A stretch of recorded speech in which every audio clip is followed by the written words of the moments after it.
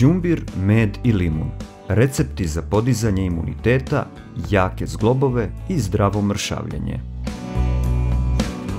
Đumbir kao lek se koristi još od davnina u narodnoj medicini. Spada u najzdravije biljke na svetu i ubraja se u super zdravu hranu. Od njega se prave čajevi, sokovi, razni pripravci i zdravi recepti za prirodno lečenje.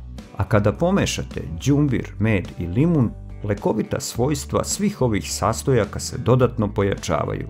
Dobijete jedan savršeni napitak sa pregršt vitamina, idealan za zdravlje celokupnog organizma. Ako ga pijete svakog dana, imat ćete toliko jak imunitet da će vas kašalj i prehlade zaobići tokom cele zime. Ostanite sa nama do kraja ovog videa. Otkrićemo vam kako se koriste đumbir i med kao lek za želudac, probavu, zglobove, imunitet i mršavljenje. Pa da počnemo.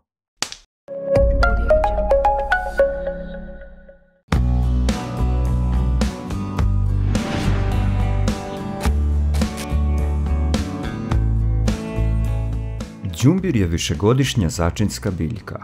Latinski naziv mu je Zingiber officinale. Potiče iz Kine gdje je najpre počeo da se upotrebljava kao narodni lek. Uzgaja se više od 3000 godina.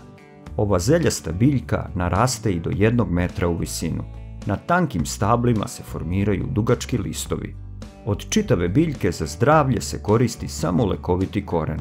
On ima oštar, ljut ukus i vrlo specifičan miris. Sadrži obilje vitamina i minerala. Neki od njih su kalijum, mangan, magnezijum, bakar, a od vitamina sadrži u velikim količinama vitamin C i vitamine iz B grupe.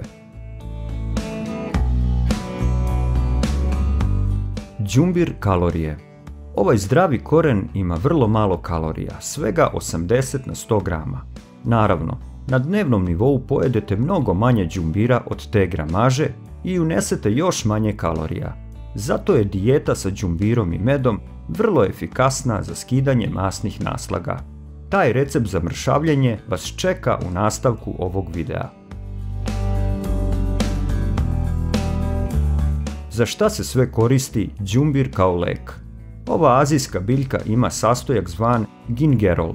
Ima odlično antiinflamatorno dejstvo, te se stavlja na povrede i ispija kod unutrašnjih zapaljenja. Da li ste znali da kombinacija đumbir i med pomaže kod vrtoglavica i mučnine, čak i kod onih izazvanih hemioterapijom ili nakon operacija? Za ove tegobe dovoljno je pojesti 1 kašičicu dnevno.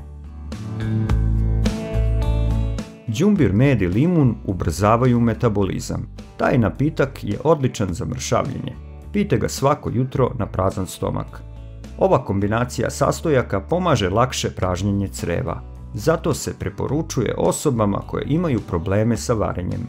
Dokazano je da ovaj ljutkasti koren smanjuje krvni pritisak i rizik od nastanka srčanih bolesti, naročito kod ljudi koji boluju od dijabetesa tipa 2. Zbog svog hemijskog sastava, đumbir za imunitet je pun pogodak. Obezbedit će vam 1/4 dnevnih potreba za vitaminom C i zaštititi vas od prehlada. Ublažit će kašalj i sačuvat će vaše respiratorne organe tokom zime. Još u Kini se ova biljka koristila za bolne zglobove. A još bolje su se pokazali đumbir, med i limun, naročito kada su u pitanju kolena i zglobovi ruku. Da li je bolje koristiti đumbir u prahu ili sirov koren? Najjače dejstvo za zdravlje ima sirov koren.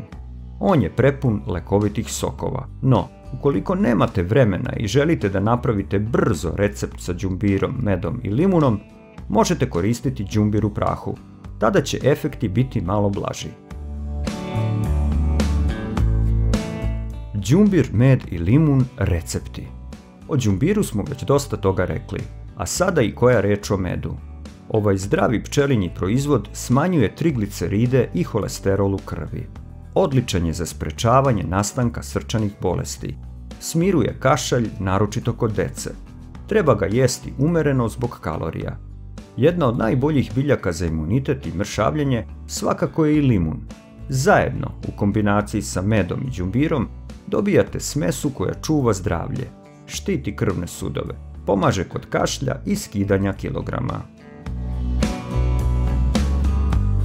Med, đumbir i limun. Recept. U 4 decilitra ključale vode dodajte manji koren sitno seckanog đumbira ili 3 kašike praha. Kada se napitak malo prohladi, dodajte mu sok od celog limuna i 2 pune kašike meda. Ispijajte ga tokom dana. Ova kombinacija će vam smiriti stomak i napetost u želucu. Dobro se pokazala za probavu i odlična je prevencija kod raka debelog crijeva. Ovaj recept sa đumbirom je višestruko koristan po zdravlje. Preporučuje se osobama koje žele da smršaju, kao i srčanim bolesnicima i onima sa povišenim holesterolom i trigliceridima. Ovaj napitak jača zglobove i kosti. Treba da ga piju i osobe sa osteoporozom. Moguće kontraindikacije. Ovu kombinaciju od 3 sastojka treba da izbjegavaju trudnice, kao i osobe koje piju lekove za zgrušavanje krvi. Zbog meda napitak se ne preporučuje ni dijabetičarima, no oni su slobodni da piju kombinaciju đumbir i limun. Kako ovaj koren povećava prirodnu telesnu temperaturu, nemojte ga konzumirati ukoliko vam je ona već povišena. Đumbir, med i limun za kašalj. Uzmite 2 limuna i isecite na kolutove.